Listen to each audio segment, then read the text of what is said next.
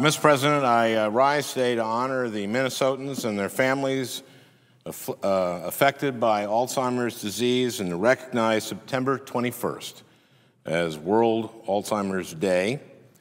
Today, over 94,000 Minnesotans and 5 million Americans are living with Alzheimer's disease. These are epidemic numbers, and the toll on our families and communities is devastating. Alzheimer's is the 7th leading cause of death and costs our nation $172 billion a year. But today, on World Alzheimer's Day, we have reason to be hopeful. On this day, Alzheimer's is getting the attention that it deserves.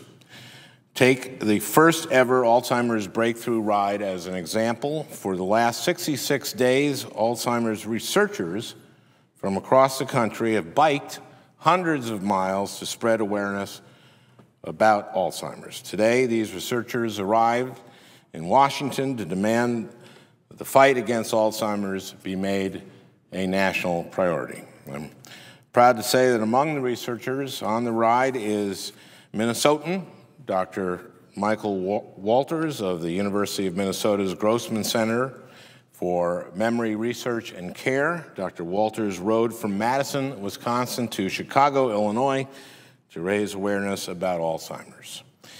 And he is here in Washington to demand that we in Congress provide the funding needed to make real progress against this disease. And we need real progress.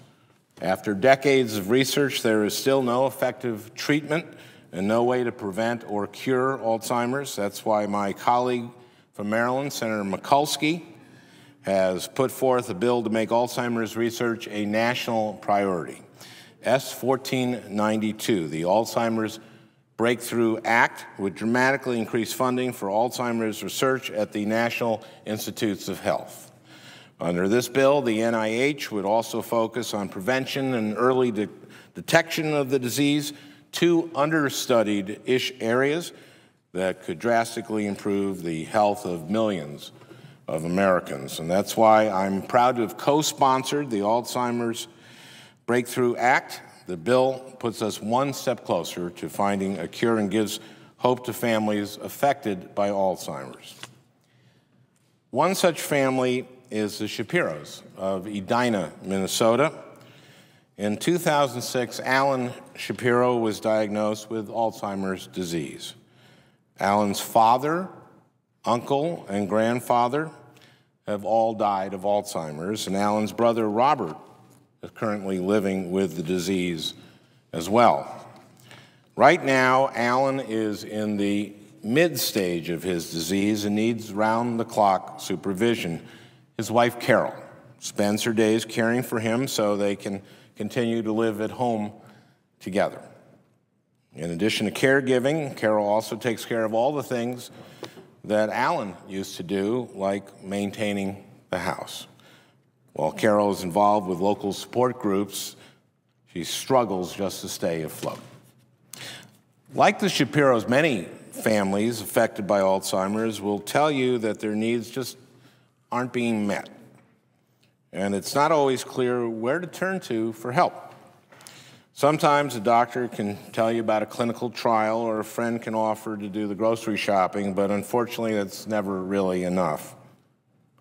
Families like the Shapiros need help planning for the future. They need help navigating complicated insurance policies, and they need help finding high-quality long-term care services and respite care.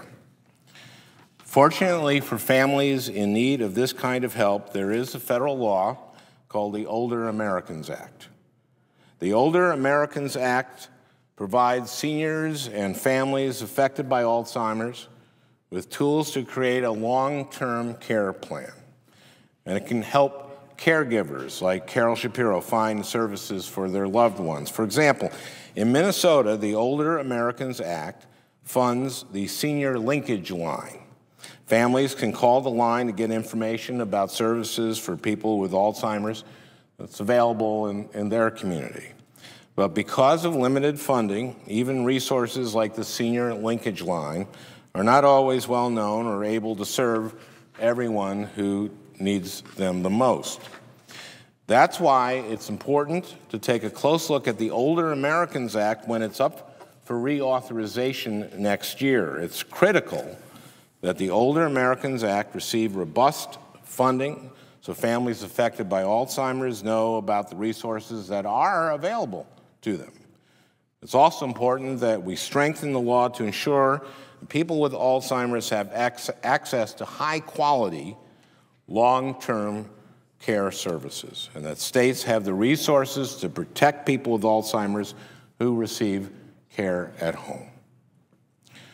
So today, on World Alzheimer's Day, I'm committing to making support for families affected by Alzheimer's a national priority.